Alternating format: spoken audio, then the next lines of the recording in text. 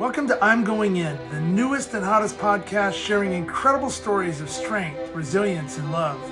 This podcast is about that moment when you face trauma or been knocked down and you decide, I'm going in. Whether it's to help yourself stand back up, to strengthen your faith, or to support others, this is where inspiration begins. Like and subscribe to my social channels and get ready to be uplifted as I introduce our next incredible guest on I'm Going In. Welcome to I'm Going In. I'm Todd Blyleven, and we have a crazy special guest today, Rick Bistline. He's a 20-year veteran in law enforcement. During the pressures of the job and going through some hardships outside of the job and the elements of life, he almost took his own life. And if it weren't for a supervisor that recognized he needed some help, and we're going to go and get into that, but he wouldn't be here today. And but Rick has a PhD, and he's part of the Arbinger Institute. He's bringing humanity back into the workplace, and he's really helping police departments try to change their culture. And I'm just really excited to have you on, Rick. So I appreciate you coming.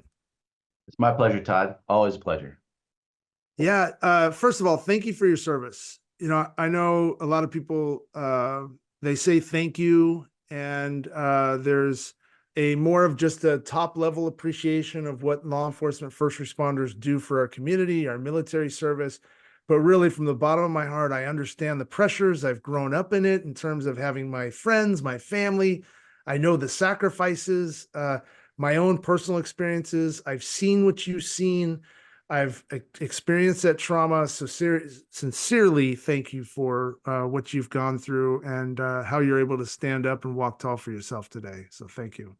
I appreciate that. Thank you. So I'd like to just kind of dive in. I mean, you and I spoke a little bit, prior to the show, and you've got some really cool educational nuggets that I think are going to give somebody a relatable story that they can attach themselves to and a feeling that maybe they have in their life, because you don't have to be in law enforcement. You don't have to be a first responder. You don't have to be in the military to experience trauma in your life. And that's what this show is all about, is defining the moment when you've realized I'm going in. And whether you're putting yourself in the line of fire, trying to help other people, you're putting yourself in the line of fire or maybe doing something that you shouldn't be doing, and you know that there's going to be some sort of consequence with that. In the end of that, after going through the trauma that we experience in our lives, there's another moment when you say, I'm going in. I can't take this anymore. And it may not be those words, but it's that defining moment when you stand back up for yourself, you pin your shoulders back, and you take whatever's going to come, but you end up being able to walk tall for yourself down the road. So let's dive into your past. I mean, you talked about you had worked in several different departments from across the country. The pressures of the job itself from law enforcement, maybe we could start there. And why'd you become a cop? I always like asking that question first. What drove you to become a law enforcement police officer? Yeah, it's a great opening, Todd. I appreciate that.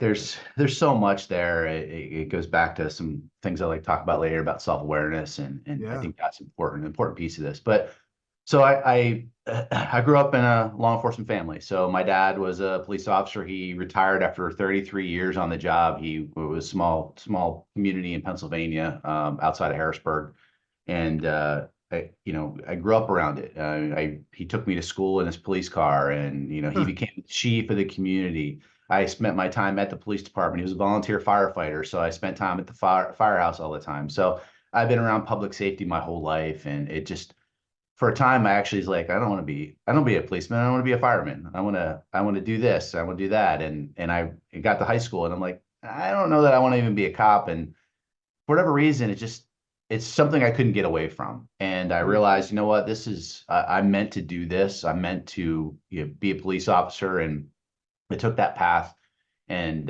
it led me to where I am. And I'm thankful for him for all of his guidance and everything that he did, and all of his service, and getting him to see that interact.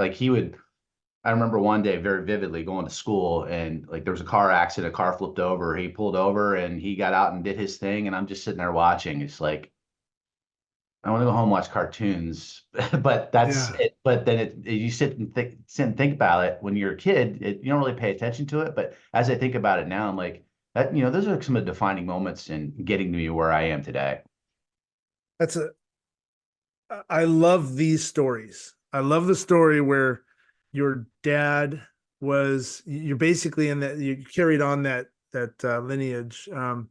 And the story of your dad just, car rolls over, that's his mentality. I'm almost kind of chaos is calling, and I'm in that controlled moment. That's where I do my best work, and I'm going to go help somebody. When a lot of people growing up, like when I was growing up, I wanted to be a Marine, I wanted to be a cop, right? Or I wanted to play baseball, and my dad played baseball. Right. So I wanted to be my dad. That's like I always say that, but that's the truth of it. So I grew up in a Major League Baseball clubhouse around that type of mentality. But on my mom's side was the military, law enforcement, more your first responder mentality. So I was a kid wearing fatigues, getting taken down to like Camp Pendleton and going through the devil pups training and all this stuff. And in that same kind of experience through high school, I didn't know if I wanted to join the Marine Corps or if I wanted to play baseball. I wanted to play baseball, but I had this kind of pull passion. So I kind of went through that same feeling. I think a lot of people probably go through that, at a younger age. I've got a son that's, he's going to be 21 the end of this year, but he's a Wow. college, baseball player. And I think as a father, you kind of try to push him to make a decision in his life, just to at least think about options of what you can do outside of sports, right? To provide your family with a good life down the road, a job you can retire on. And law enforcement really provides a lot of those great benefits, right? To be able to work on the job for 20, 25, 30 years, whatever that is for you, and provides you with a pretty good pension and retirement fund at the end of your tenure. However, you don't think about the day-to-day calls, right? And you don't think about the fact that law enforcement, and this really needs to change in our society to a point where when you go on a call as an officer and it's a horrific call, it's something that's traumatizing to you, something you're, even though with all your coping skills and you growing up with a father that was a police officer, probably never hearing him say anything about his job, right? And you could talk about that, but and I'll get to my point. When you experience that trauma, and then all of a sudden you're getting back in your car and you're being called to another call, and then another call, and then at the end of the day, you're by yourself anyways, because most of the time you guys are ride or police or people are riding in your own vehicles. You're not able to really process that with your team. And talking to a lot of like firefighters, they go back as a unit, right? There's usually 5 in a squad or whatever. They're going back, they're processing that together, they're eating dinner together, they're trying to create some sort of tradition or something on how they deal with that trauma together. You don't. And that's, I think, the biggest and the hardest task for officers is and I want you to talk about this and changing the humanity and the culture and everything, because it starts with senior leadership all the way down, and recognizing that today's officer goes through a ton of stuff, even if it's a traffic stop and walking up, you never know what's going to happen, just that fear of your life. So I long-winded there, but I wanted to paint a picture of the type of trauma that a law enforcement officer goes through on the daily. And you probably didn't see that with your dad. And what was that like, you going into that moment of being an officer, having an idea of what your dad went through? Did your dad give you any guidance on like how to handle some of those mental pressures at all? Or and what was your walk through all that? Because obviously you went through a lot of stuff to get to where one day the supervisor said, "Hey man, Rick, like you need to do this." So can you just take us through that journey? And I'm going to give you the mic and tell us your story, man. Sure. And there's so many ways I can go here. Yeah. I think about some friends that I have that have been in those situations, and so I'll start at the beginning. It's probably a little bit easier, but I started looking for policing jobs. I actually wanted to get away from Pennsylvania because I didn't, Pennsylvania policing in general has has this stigma and this culture that we've so hard to try to get away from. And one of the reasons I'm doing what I'm doing now is it's this us versus them mentality, partly built because of the way the culture is, partly built because of the sustained trauma that we go through and the fact that we just don't trust anybody. We can't open ourselves up to Yeah. people because we open ourselves up to emotion. And sometimes you got to do things and suppress that and deal with it and move on. As Yeah. you said, you get back in the car, you got to go to the next call. There's so many situations. I got more stories that I forget than I remember, and Yeah. the ones that I forget are the ones that are bad. I mean, I don't think about them anymore. But there's defining moments for sure. Excuse me. But anyway, my dad didn't, he didn't talk about this stuff. Hmm. It's he's that prototypical 70s and 80s cop that just professionalism. He was uniform always looked good. His car was always clean. He's a clean freak anyway, but he just didn't talk about that stuff. I mean, Yeah. it was even in our relationship, and it's not his fault. We just Right. never we didn't have that kind of emotional connection. Um, and anyway, so when I got into policing, when I finally, I moved out of the state, I went to Georgia. I started out in a small department, Smyrna, Georgia, outside of Atlanta. And I love the job. I don't, it's not bragging or anything like, but I've been told that I was really good at what I did. And I think I was. Yeah. Because I had a lot of great mentors. I had a lot of great trainers, a lot of great friends that helped lift me up to do the job the right way. But I stumbled a lot. And I made a lot of mistakes, a lot on the personal side and a lot of because you get into that culture, you get socialized in a way of, you have that us versus them mentality. And Mm. sometimes that power that you have, it just naturally progresses and it allows you to, I'm better than you because you're breaking the law and I'm not. And it's not that it's a psychological thing. And it's something Yeah. I've learned quite a bit, and especially leadership. I think, Rick, one thing I'd like to touch on because you're bringing up something, and I don't want to interrupt you Mhm. often, but I think you're touching on something real quick because I think as you relate it to, say, the corporate world, for example, if I'm going into my board meeting, every single meeting, and my boss is constantly on my ass all the time, and I'm never, every time I go into that board meeting, I'm going to have this kind of anxiety like, oh God, what's she going to say? Or what's he going to say now? If it's always a negative experience, and then all of a sudden you have a positive experience, it kind of keeps you in the job because that's what you're doing.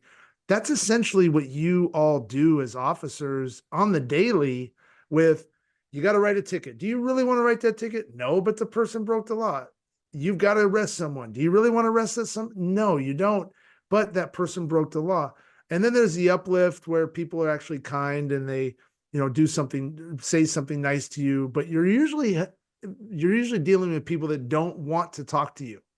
And so I just wanted to touch on that and relate it to how would you feel if you were a teacher and your kids were a complete menace all the time? You're not really going to want to be a teacher all the time. Uh, so taking that mentality of constant pressure, right? And then how did you deal with that then? Well, the same way the rest of us deal with it, alcohol, Yeah, doing risky things you probably shouldn't do, yeah, and just closing yourself off to even talking about it. Like in my wife now, she's amazing, and she's in education. Actually, it's funny you bring that point up.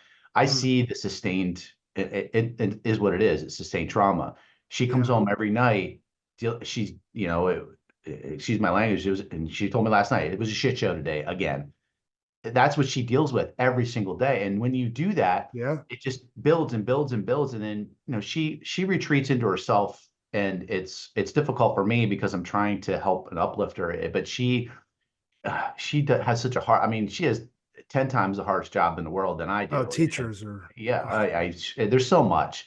yeah, But and it comes back to, I think, one of the things that I do now, and I have the opportunity to do, is when we start seeing our situations and seeing people, and I have this conversation with my colleague Jack Colwell all the time. It when especially in law enforcement, and going back to the law enforcement piece, is we remember why we got in the job in the first place, is to help people, to serve.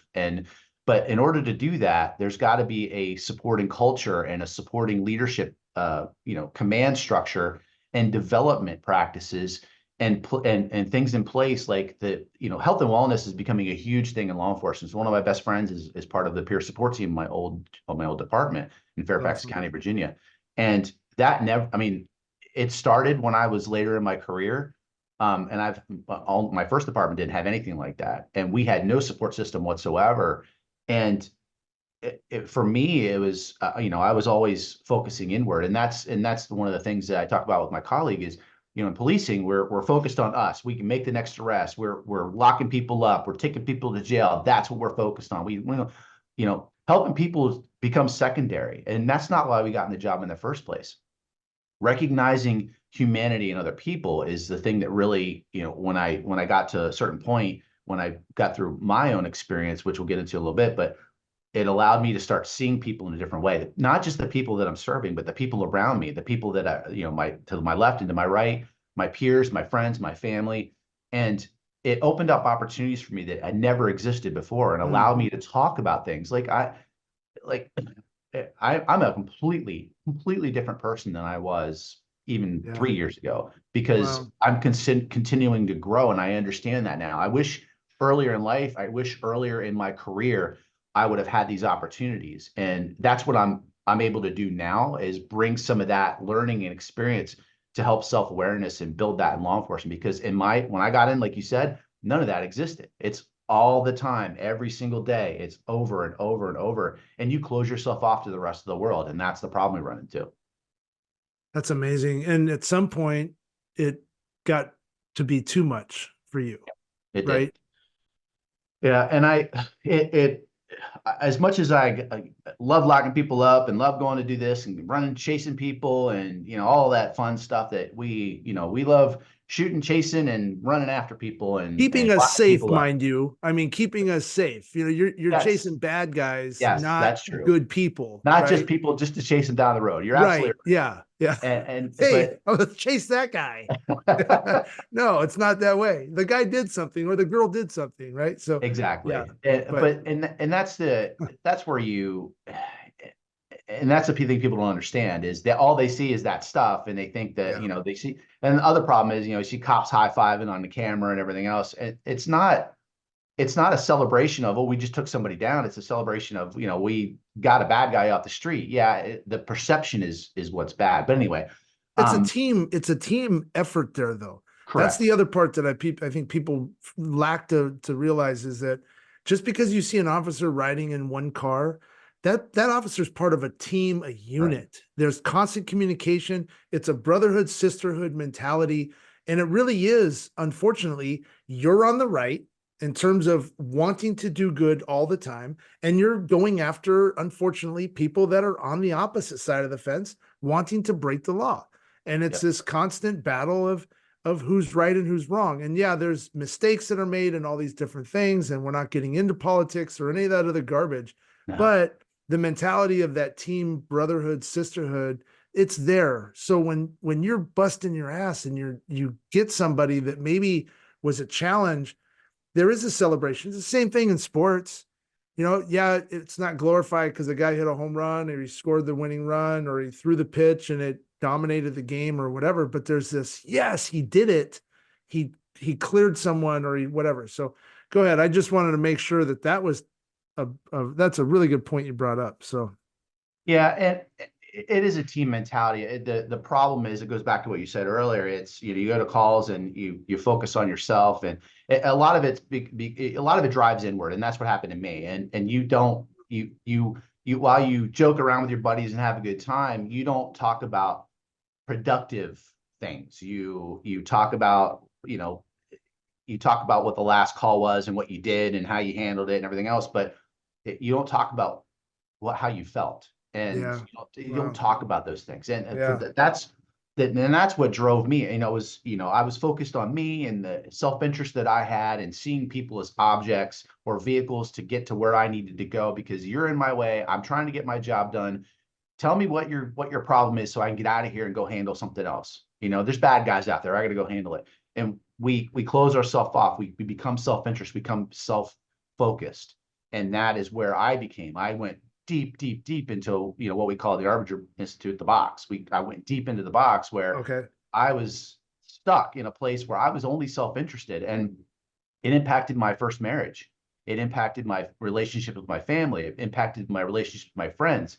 And I did things that I drank and anyway, there's so much there. And, I, I think Talk about about this. it though, because I No, think that this is really important. I think it really, I mean, you're not alone in this, right. right? And it's not just a law enforcement officer, but you're talking about pressures and how you were dealing with those, right? Yeah. I mean, there's again the drinking and hanging out with your buddies, and you're not talking to your spouse, and you're not talking to your family. There's infidelity issues, and that is one of the biggest side impacts to that issue is, in law enforcement, unfortunately, and any public service, I've seen it in fire departments too, is, infidelity runs rampant. And it's because, you get in the job and you're working one-on-one with somebody side by side in a team with somebody that understands you, understands what you're going through, but you don't talk about it, or you're okay just to talk about it with them, but your spouse at home doesn't understand. They would never understand. And that's where we go down that path. And Yeah. instead of having healthy conversations with people that actually you obviously got together with in the first place for a reason, Yeah. you're shunning them for other things because of you see it as it's self-interest. It's I'm interested in me, and this person understands, but you don't get it. You don't get it. And that's what happened to me. That's how I saw it. Wow. And That's deep right there. it Yeah. is, and I'm telling you, it still runs rampant. Yeah. It's because that's how the culture and the socialization is, because we don't talk about these things. And I see it. I see it in my old department. I see it in all my old departments. I see it, and now it's, these stories are coming out in the news because, scandals and all this other stuff. And then people coming into the job see that stuff, especially nowadays, and they're like, I don't want no part of that. And it's not about me, it's about my service. But the machine is bigger and the culture is bigger than me. And sometimes I get sucked into that, and that's where I end up. And then my career goes down the tube. And that's what happened to me. I got to a point where I went from one department to another department, finally my third department. And I don't know, I think about it now and I wonder if I was searching for, a way out. I hate to say it that way. I don't know if that's the case. I Yeah. always justified my movement as I went from a very small department of less of probably 100 officers to a slightly larger department, about 400 officers. And then I went to Fairfax County, which was, 1,700 at the time, 1,600 at the time, I think. Wow. I was looking, I said I was looking for career advancement, but I think what I was looking for was to run from my problems and focus on trying to find a way out. And I just found my way deeper into a hole, um, which That's led me. interesting that you say that because I think that happens a lot. Like you're Agreed. stuck at work, and a lot of times we don't dive into our own mental approach to why we're unhappy. We just know, like, hey, I want something better for myself. So I'm going to leave this job. I'm going to go to another one. I'm going to leave this school. I'm going to go to another one. You're still going to find the same issues, right? And Right. that's so Yeah. when you got to Fairfax County, then what did you experience there that was different, and how did that take you even further It down? and now that I'm thinking about it a little bit more, I think I struggled quite a bit when I went there because it was my third department. I went through the longest academy I'd ever, because I had to go through academies, which I would never recommend anybody do. I mean, it was fun to a point, but I just wanted to do the job. And when I got out, it was different. I had different things I had to do. I was to a point where I don't want to do this crap. You're making me jump through hoops for all this stuff. And because making an arrest, cost me 17,000 pieces of paperwork I got to do. And, you have older technology. You don't have what I had when I'm in my old department. And I started complaining bitching and moaning, and the people are different. I'm working in a I worked in McLean, which is where the CIA is, Langley, and very ritzy neighborhoods. And like, I'm working up here. I want to be in the trenches. And I started really going deep inside myself, and just, I started to not like myself. And Mm, that was telling to what would, be foreshadowed for the future. But I started to dislike what I did. And I actually tried to go back to my old department. I tried to go back to Tempe because I was running and gunning down there. I could do all, lock people up left and right, take people off the street that needed to be off the street. And when I went to Fairfax, I didn't have that. And because I was just not paying attention to things that I could be doing to help versus paying attention to what interested me, and I didn't care. mm. And one thing led to another, and I found comfort in somebody else, and I found comfort drinking, and it led me to, leave my spouse at the time. And uh, essentially it got worse and worse. I got in trouble. I was talking to citizens in a way that was disrespectful. I was calling people jerks. I was telling people I was going to bitch slap them. Just like out of control behavior that was unnecessary. It just wasn't professional. It was, I think back of what I did, and I'm like, I shouldn't have been there anymore. Luckily I almost got fired. And all that came to a head one night when I was drinking, and I was under investigation for calling somebody a name or whatever it was. And I ended up with a gun in my mouth. And Wow. fortunately for me, I blacked out and don't really remember much after that. There were some other things that happened. I just don't remember it. And I'm still here. Yeah. And Well, I'm thankful you're still here. yeah, me too. Me too. Very thankful. The pressures of the job, the lack of being able to really being taught. I mean, we're probably about the same age or so, and the we grew up in a different mentality, right? And I think our age group, our culture grew up that way. Tough out things, get over things. Don't Yep. talk about your feelings, suppress everything. Uh, we don't want to hear how you're mentally not capable of doing your job. And you're working in an environment where it's constant barrage of like trauma, trauma, trauma, all these things. And we say it now pretty lightly because people are being more educated on this, right?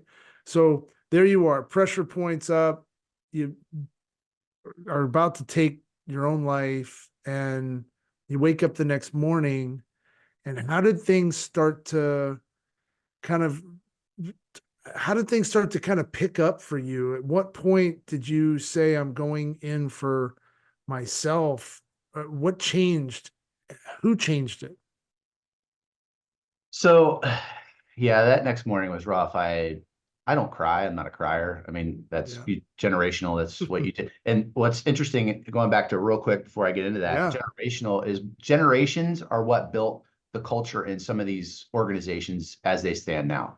It's Right. that's the generations that built those have that lasting impact for the socialization and the culture you see in policing today. But it's starting to break down. So that's the benefit to it. But in my case, I woke up the next day just bawling my eyes out, just trying to figure out what the hell am I going to do? What do I do next? I mean, what's next? I can't do this anymore. And I went to work that night. I worked nights. I was banished to night shift, which I actually loved. I love working nights, and it was actually a good turnaround for me later on in my career. But I had a supervisor.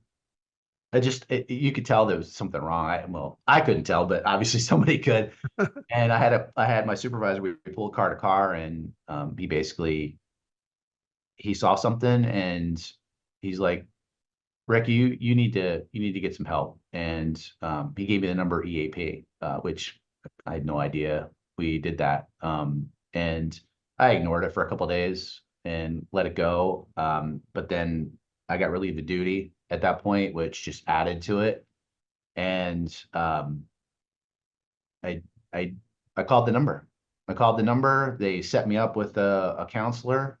Um, and I went all in. I said, Yeah, I baby. gotta do something. Yeah. I've got to do something because I'm not going to be here. I've lost my way. I was trying to finish my bachelor's degree at the time, and I was just I was a mess, financial debt. And that's the other thing, financial debt. And there's just all kinds, just downhill, downhill, downhill. And Yeah. I needed to go uphill. Yeah. And talking to and going to counseling for the first time, I think I cried the whole thing. But you Yeah. know what? It was relieving because somebody Yeah. was listening to me and hearing me as a person and understanding and recognizing humanity. The first thing she said when I stopped was, Rick, you're a good person. You're Yeah. not a bad person. You're a good person. You've just been dealing with this stuff for so long. You just don't know you don't know what's up and what's down. And that's where we need to find. We need to find a way for you to go back up. And it just that was the moment for me. And Wow. she was amazing, and she knew exactly what I needed. But she gave me it's funny, her I don't know if she's still out there, but her name was Dr. Love, believe it or not. And It's perfect. she had a way about her that was very tough. And I got matched with the best clinician I could have ever got matched with in my life. And she was tough on me, but at the same time, she nurtured me to understand that, hey, you know what? You're a good person. And that's what I needed to hear. Yeah. Um, Instead of me saying it to myself, I'm a great person, I'm a great person, being self-interested, and actually understanding that, you know what, I have a good heart, I have a good interest in wanting to do good in the world, do good and be good. That's my, I love Stoicism philosophy, and Mm. that's where I am today. But at the time, I needed that, and after probably a year of going to her, um, and then another supervisor, a captain at the time, saved my career, gave me another chance. He saw the humanity, and I went in, and you know, she and I talked about how I would just throw it all out there, throw it on the table. Just don't be afraid to be vulnerable. It's okay to be vulnerable. You're a human being, for God's sake. That's Be it. vulnerable. I was vulnerable at that time, saved my career, and started going up. That's that's an amazing. You gave me goosebumps like 5 times walking through that because it's so relatable in terms of that moment where you are completely down, you don't know where to go, and then you rise up and you'd say, okay, I need to do something. I want to live. I don't want to be that person. I don't want to have the headaches. I don't want to have that crap running through my head all the time. How do I do this? And you're so blessed that you were able to get paired up with somebody that shared that relatable kind of sense right off the bat. It took me a couple times before I found my angel. Her name's Diane Logren. She's down here in Dallas. She's absolutely amazing, but you have to have that relatable connection where you can get past the 8 seconds. I always talk about this of your own demons and what you have going on in your mind to be able to talk about it. Because if you can't get past that 8 seconds with that person you're talking to, it's not the right person. And it sounds like you got hit like right away. And I talked to veterans, combat vets, to people in business that when they find that person like me and you just melt. And I remember my first session too. Like I don't cry. I was raised not to cry. I mean, and I had Right. good parents, just like your dad. My dad was good. Would have died for me, done everything they did, to try to make our lives as good as possible, but not on that mental side, right? Not like it is today, and where we can really change. So congratulations to you, number one, on just standing up for yourself. Number two, I'm so happy that you were able to unleash that beast. And so now you've got this, like you're learning more about yourself. You're hearing things that are now kind of putting your own life into perspective. You realize, like, I am a good person. I just I had all this crap around me. So what was your next step? And you can fast forward if you want, but I want to get into definitely what you're doing now and how your life has brought you to this point and what you want changed. Wow. Yeah, I'd be lying if I didn't say it was an easy journey. It wasn't an easy journey at all. Yeah. It took me a little while. And I will tell you that the second pivotal moment for me, and this goes to what I'm doing now, and I can get into that a little Yeah. more. But I do want to hit on one thing you said, that match with somebody. is so critical. I'm a leadership coach now. I love coaching. I absolutely love being able to coach police leaders who have these same things from a leadership perspective and have an understanding of what they can and can't do. And connecting with them is so critical. And having that trust and building that relationship is so, so important. Yeah. And I know that it's a challenge in the mental health space, especially in law enforcement. There's just a limited number of clinicians that actually have that relevant experience to be able to build those relationships. I got lucky because I found somebody that, decided to give me tough love, Dr. Love, tough love. And, but you don't find that a lot of times today. Yeah. And that's one of the challenges I know that they face. So Yeah. anyway, get back to it. One of the other pivotal moments for me was I was driving back home. I was, separated at the time, and I'd moved back with my dad in Pennsylvania, and I was driving an hour and a half, from work at night in the morning, going up home.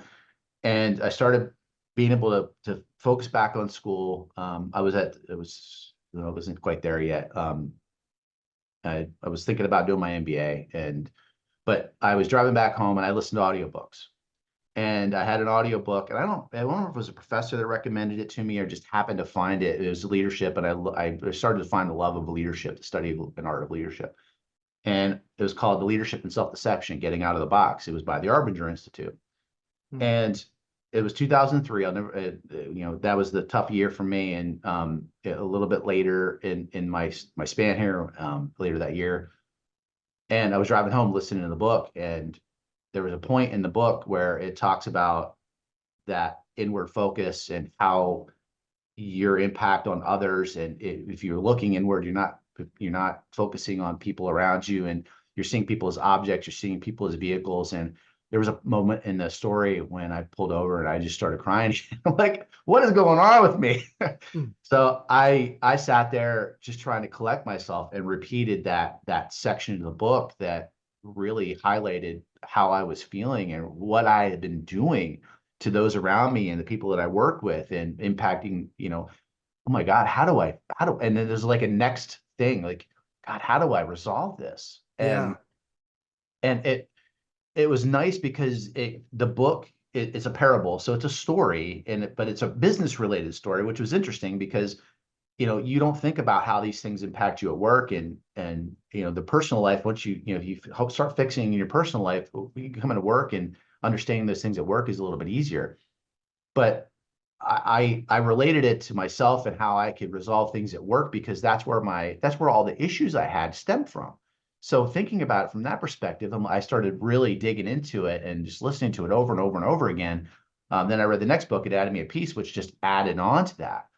And anyway, that journey led me to finishing my MBA. I went back. I went full force back into being a cop. But I did it in the way that was paying homage to why I got to the job in the first place. I finally remembered why I was there: to That's serve awesome. others. The Wow. service piece of it was the most important thing to me.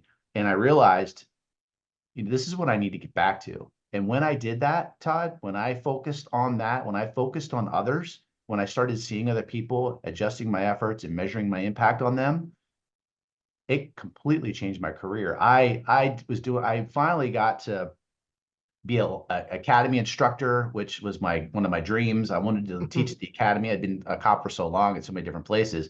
I wanted to share those experiences with new people. And I had some great friends. I had some good relationships. I was always troublesome on the relationship side of things, my personal life. But it taught me that was the last thing I really had to fix in my life, and not really fix, but resolve. And it Right. eventually did, because I met my wife today, who is like an angel for me. It's like Yeah. she lifts me up in every way, which is great. And um, so anyway, it got me a fantastic end to my career, and it led me to just change my outlook and on the job, and change my outlook in how I was being and bringing myself and showing up for the people around me. And when I started more of focusing on others first than necessarily myself and what I needed, just things started clicking. It made sense. Life makes sense, and your job makes sense, and that's how I got to where I am today. And I had a great second career in software where I was helping police departments improve their technology. And then now I came to the Arbinger Institute last year, January 2023, 20 years after I read Leadership and Self-Deception, by the way, kind of a dream job. I got my PhD in organizational leadership, specializing in public safety. And because I love the study of leadership, I love the impact a leader can have based on my story alone. I realized, and talking to some of my professors on the way, listen, this is how I can make a difference in changing the culture in the police departments and trying to break down that us versus them mentality and give these folks the tools and the ability and the development capabilities to start seeing other people the way I started seeing them. And the way my supervisor saw me in a moment of crisis. And to see me when I'm in front of the desk saying, I'm going to fire you or I'm going to keep you. Which one am I going to do? And understanding that my story had a different ending and he helped me write that ending. And that's where I am today.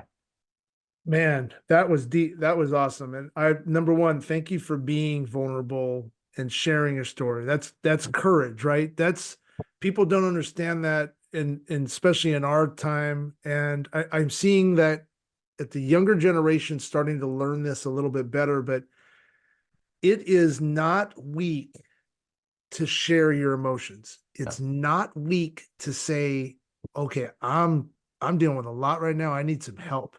It's not weak to go to therapy. It's not weak to acknowledge that you've been knocked down or you're not the person that you want to be.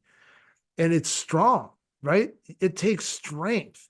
And everything that we have done in our past, and you in particular, and being in law enforcement and going through all these things and getting hit hard and knocked down and bouncing back up, you were only able to do that so much. And all of a sudden you went, I can't take this anymore. And if it hadn't been for that supervisor that was courageous enough to tell you, hey man, I don't really care if we're friends or not after I tell you this, but you need help.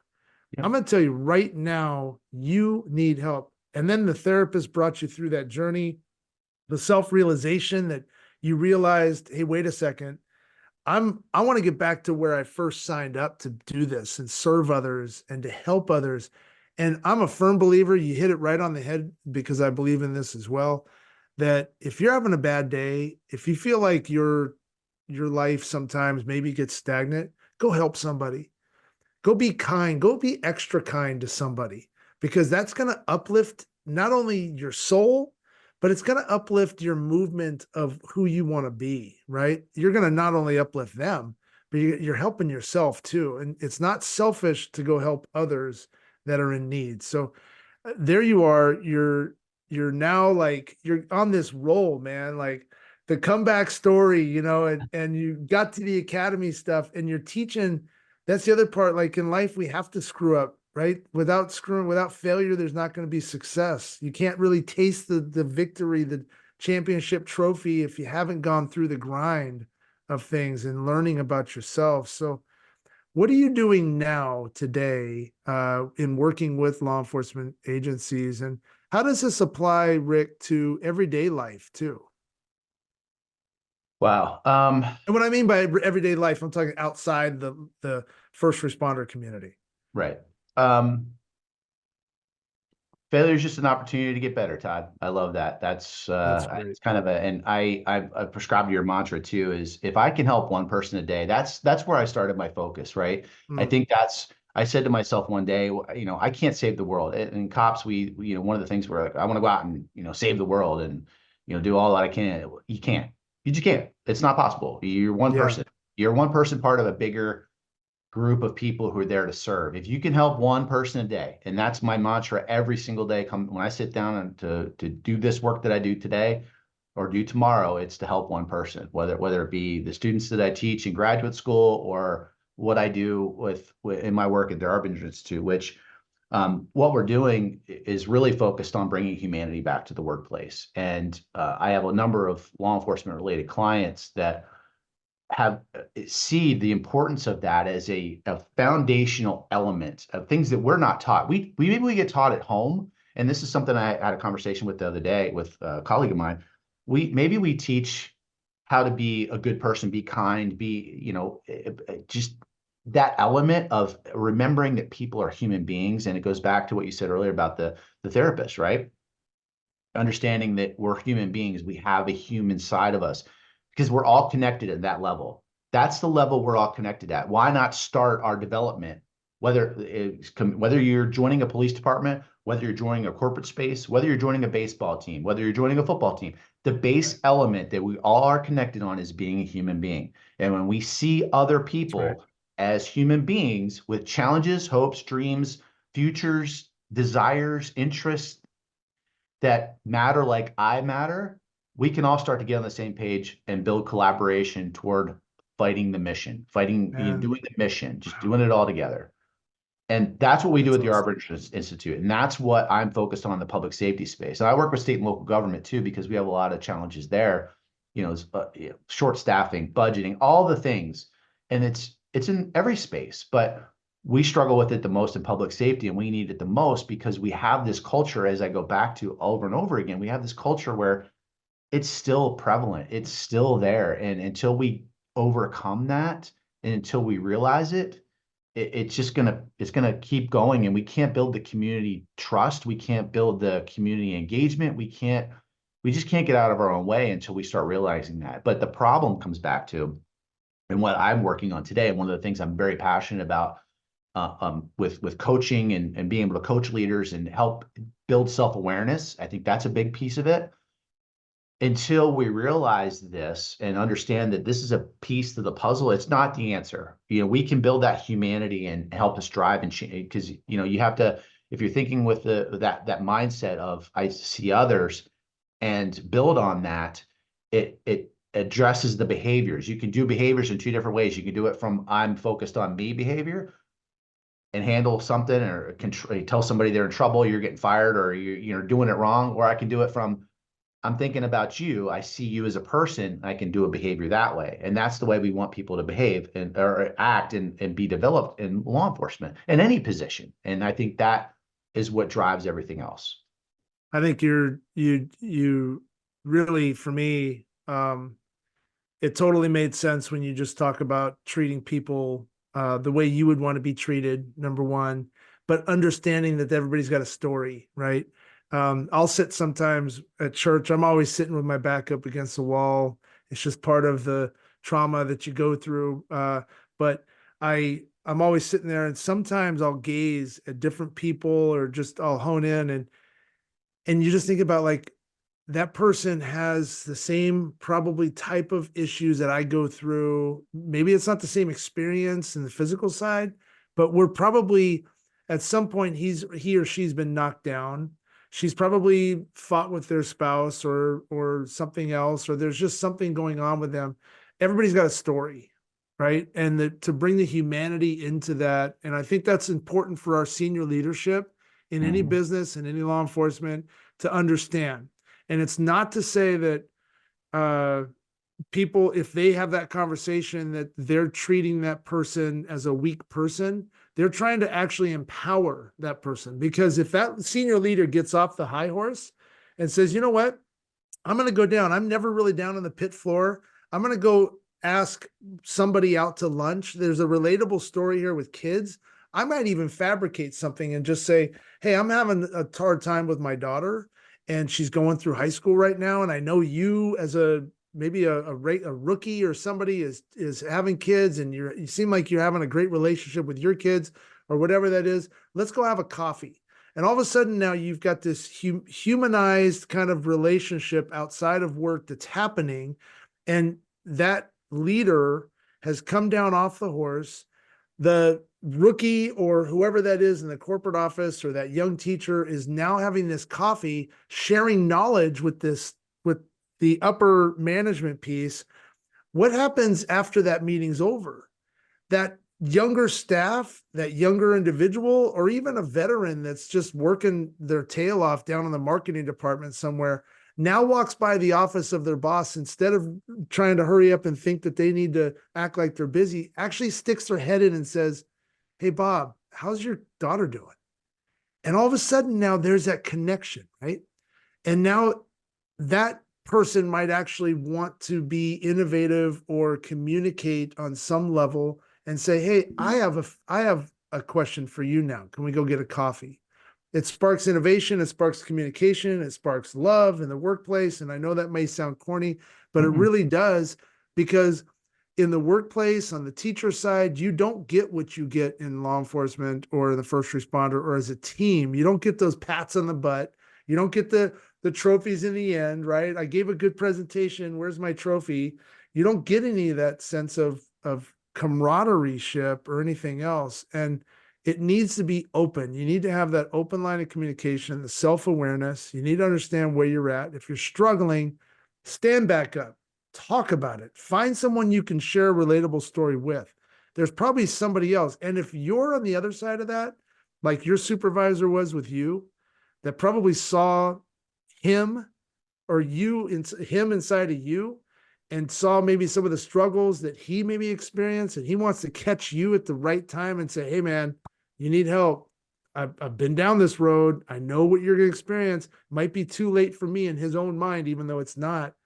He stepped up for you. So what you're doing right now with trying to educate the humanity part of where we need to be in law enforcement, in first responders, and in life with people, is so key. And I'm just happy to like have this connection with you. I want to bring you back on and share some stories of really kind of what you're getting into more. But how does, if I'm a first responder, law enforcement, how do we get in touch with you and how do we learn more about what you're doing? Well, the easiest way to reach me is on LinkedIn. I'm Okay. on LinkedIn, prominent on LinkedIn. All my contact information's in there, all my background and what I'm there. I do coaching in a private practice, so I coach senior police leaders. I see senior education folks, business folks. Even one-on-one with some other coworkers that I have. And then the Arbinger Institute, again, the link is in my LinkedIn profile, and you can reach out to me there. All my email and contact information is in there. It's the easiest way to get in touch with me. But I love to have these conversations, and I've loved this conversation with you, Todd. And I'm happy to have this, and I appreciate the opportunity to talk about my story a little bit more. I got a little more in depth than I've ever gotten before, so I appreciate that from you. It's good. But I'm happy to share that with anybody, man. If you're in a bad spot, send me a note. I'm Yeah. happy. I'm here to help, and I've been there. And Yeah. leadership is an action, not a position. And when top leaders and people in those positions realize that, you know what, maybe I should go out and shag a couple calls at night just to show them I'm out there. It how does that elevates everybody? I Yeah. mean, that's, you're recognizing that, you know what, I'm sitting up in the ivory tower, but if I come down and I put myself in the position where everybody else is, we can all start working together and focusing on the mission. So, That's right. I mean, that goes back to rolling up your sleeves and sticking your boots back on the ground, right? amen. You have to be that way. If you want to be a good leader in life, you have to get down to the ground floor and fight with everyone else side by side. There Yeah. is nobody out front. It's a team effort all the way through and through. And that's the sign of a great leader, right? And I think I want to touch on one last thing before we sign off. One of the things that I recognized early, after I got back from Vegas and going through my trauma, I go through my trauma all the time. I always talk about like keeping my trauma out in front of me so I can always recognize the feelings, the spidey senses of like, okay, I'm not feeling comfortable right now. My speech is starting to stutter a little bit, so I'm going to take a break, right? As long as it's up here, I can see it. I can bob and weave and maneuver around it or with it. But I noticed I was getting a lot of like Facebook Messenger messages from law enforcement, mostly across the world. And one officer in Boston contacted me and said, "Hey, I was in officer involved shooting. I lost my partner. I was like 3 years ago. I tried going to therapy. It's been driving me crazy. I listened to your story and I have that same pounding in the back of my skull. I went back and I'm gonna go back and try to find somebody that's relatable that I can speak to and get past the 8 seconds that you referred to. I must have done an interview or something, and it spoke about that. 3 months later, he contacts me back and says, "Hey, brother, I want to let you know I found my therapist. And Nice. like you have your angel, I found mine. And it's been amazing." That's what we do this for, right? And Yep. I didn't realize it in the beginning because when I first started, when I got back, all the story was on what I did in Vegas. Oh, you did all these things, you're a hero, all this stuff. I didn't want to be called that. I just Right. did what I needed to do. But it was all about the story up until about a year ago, year and a half ago. I started to put all those things together that it's not the story, like your story, opens up the idea, the mind, right? So anybody that's struggling in law enforcement, anybody that's really struggling in your line of work, that's relatable in terms of what you went through. You're sharing that story. So people are like, okay, I get that part. I'm shaking my head like, yep, I got that. I went through that moment of silence like you did, where I'm contemplating, what is life all about? Is it even worth it to keep moving forward? That moment of silence is the scariest moment. I always talk about it, but you broke it. Somebody broke that silence for you, right? We disrupted the silence, and you were able to stand back up for yourself. And that's where we need to learn that if you're down, go to people like you, right? Talk to Mhm. people like me that have been that way. Learn from our what we've gone through and where we're at and how we're able to stand back up and stand tall for ourselves, right? The moment we go in to help others now, right? And so anyways, I didn't mean to go off on a tangent, but that your story just is really inspiring on the uplift and where you're at and how you're giving back now, and you're just helping others, and that's what we should be doing from the get-go, right? That's how you Amen. started it. So Yep. yeah, Yep. crazy. Hey, Rick, thank you so much for being on. I'm going in. This was really a real pleasure. Friend for life, man. I really mean that. Like, I know that I get told this all the time. Like, sometimes the chaos and the trauma that we experience kind of bonds us mentally at times, but you're just a good dude. You got a great personality to you. And I think really anybody could just seriously learn a lot. And I think this goes way beyond law enforcement. Great. You Yep. even talked about, your wife. Thank her for being an educator. To all the educators out there, the nurses. I mean, everybody. Power to you because you're just on the front line and dealing with all that. And what you're doing, I think, it's just opening up opportunities for someone to say, "Hey, you know what? I need help," or "Hey, you know what? My friend's struggling, and I'm gonna call her or I'm gonna call him, and we're just gonna talk." And when you start that conversation, man, get ready because it's going to pour out, and absorb it and be there. And that's all we can do in our life. Right. So And we don't have all the answers. We can't ever have the answers. All you can do sometimes is listen. that's right. Just listen.